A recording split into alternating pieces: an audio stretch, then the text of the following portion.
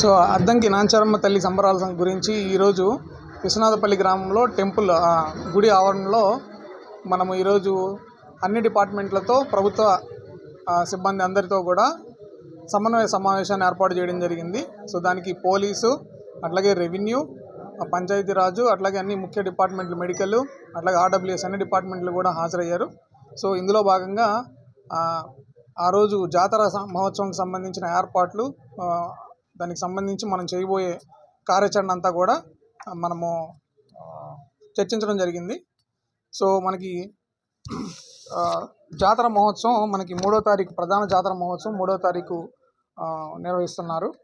So ఆ రోజు మనకి గ్రహణం కూడా ఉంది కాబట్టి సో 4వ తారీఖు కూడా మనకి అమ్మవారిని దర్శించుకోవడానికి ఆ గుడిలో అన్ని ఏర్పాట్లు చేయబడినాయి. సో ప్రజలందరూ కూడా దీన్ని గమనించి సో మీ ప్రణాళిక ప్రకారంగా అమ్మవారిని దర్శించుకొని ఈ జాతర మహోత్సవాన్ని శుభప్రదం చేయవలసిందిగా కోరుతూ అందరికీ ధన్యవాదాలు. Thank you. కోడూరు మండలం విశ్వనాథపల్లి గ్రామంలోని శ్రీ అద్దంకి నాంచారమ్మ అమ్మవారి జాతర మహోత్సవంలో ఈ పాల్గొన మాస పౌర్ణమి సందర్భంగా 2వ తారీఖు సాయంత్రం నుంచి బిగినయ్యి 3 రాత్రికి జాతర జరుగుతుంది. తదుపరి 4న అమ్మవారు చిన్నమ్మవారు ఆలయ ప్రవేశం చేస్తారు. కాబట్టి ఈ సంవత్సరం గ్రహణ సమయం వచ్చినందున ఈ గ్రహణ కాలంలో మధ్యాహ్నం 3 గంటల కాడ నుంచి రాత్రి 9 గంటల వరకు అమ్మవారి దేవాలయం మూసివేయబడుతుంది. తదుపరి ఈ అమ్మవారికి సంప్రోక్షణ కార్యక్రమంలో జరిపిన పిదప భక్తులకు దర్శన భాగ్యం కలుగుతుంది. కాబట్టి ఈ అవకాశాన్ని భక్తులు సద్వినియోగం చేసుకుని గ్రహణ సమయం తర్వాత భక్తులు ఎక్కువగా ఇక్కడ ఒత్తిడి లేకుండా అమ్మవారి దర్శనం చేసుకోండి. మిగిలిన వారు కాడ 4వ తారీఖు నుంచి కూడా అమ్మవారి దర్శనం యథావిధిగా జరుగుతుంది. 4 ఉదయం కాడ అమ్మవారి దర్శనానికి మేము అన్ని ఏర్పాట్లు చేశాము. కాబట్టి భక్తులందరూ ఇది గమనించి ఇక్కడ మేము అన్ని శాఖల వారితోనూ ఎంఆర్ఓ గారు, ఎండిఓ గారు, పోలీసు ఉన్నతాధికారులు అందరితో కూడా మేము ఇక్కడ కూర్చుని మాట్లాడుకున్నాము.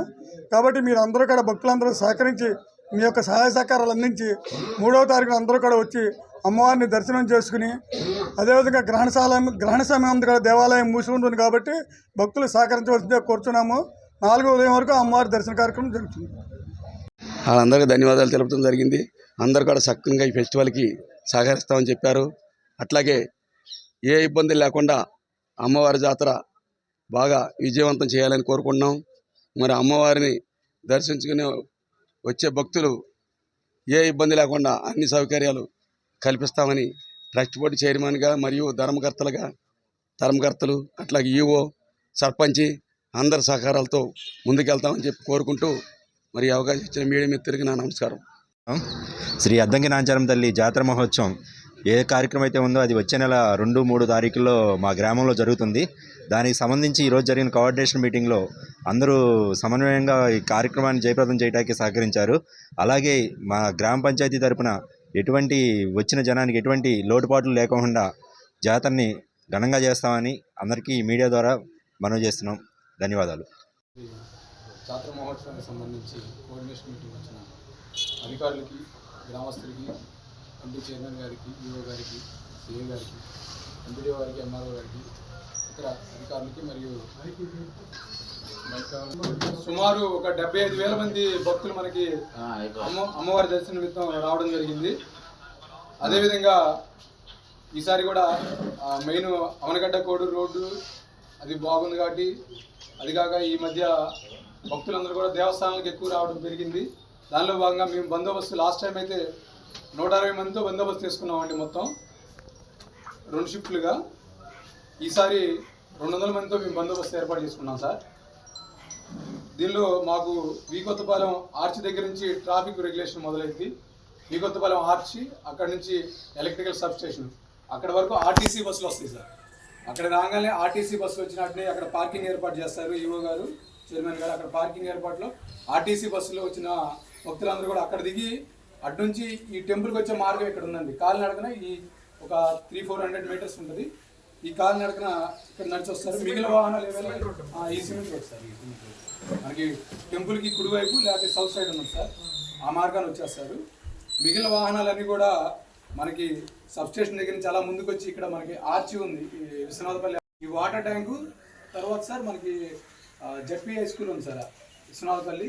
అక్కడ నుంచి డైరెక్ట్గా 6 km స్టోన్ ఒకటి ఉంటుంది, సాలింపాలెం 6 km స్టోన్.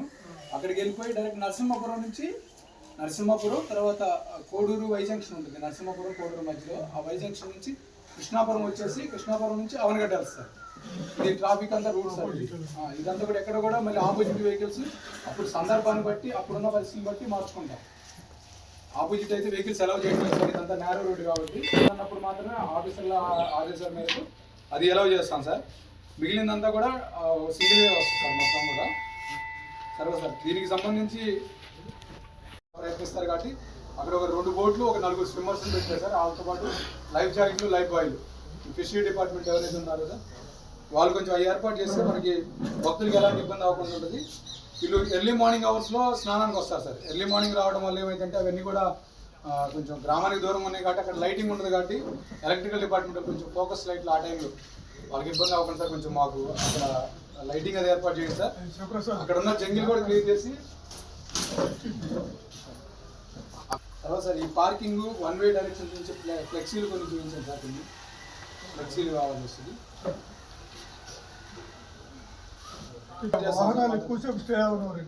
తర్వాత ఈ ఇన్సైడ్ కి మనకు దర్శనానికి వెళ్ళడానికి క్యూ లైన్ బ్యారిగేడింగ్ ఇంపార్టెంట్ సార్. అందరూ కూడా ఎవరైనా కానీ వాళ్ళంతా కూడా దూరం నుంచి వస్తారు, ఎవరికి వాళ్ళు మేము ముందు వెళ్ళాలని ప్రయత్నం చేస్తూ ఉంటారు. ఆ క్రమంలో తొక్కిసలాట జరిగే అవకాశం ఉంటుంది కాబట్టి దయచేసి క్యూ లైన్ బ్యారిగేడింగ్ ప్రాపర్గా ఏర్పాటు చేసి ఒకే ఎంట్రీ ఒకే ఎగ్జిట్.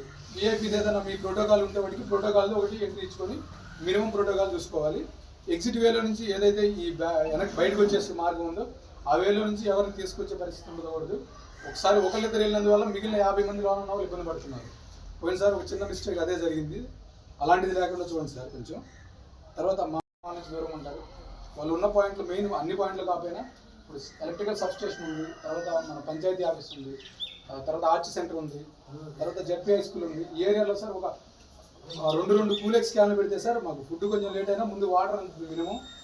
దాంతో మా వాళ్ళు ఉదయం నుంచే డ్యూటీ చేస్తారు సార్. 4 గంటలకు వచ్చేస్తారు వాళ్ళు, వస్తారు కాబట్టి కంటిన్యూ వాటర్ అందిస్తే మేము ఫుడ్ తర్వాత మాట్లాడతాం సార్ మీకు. ఇవి మాకు మెయిన్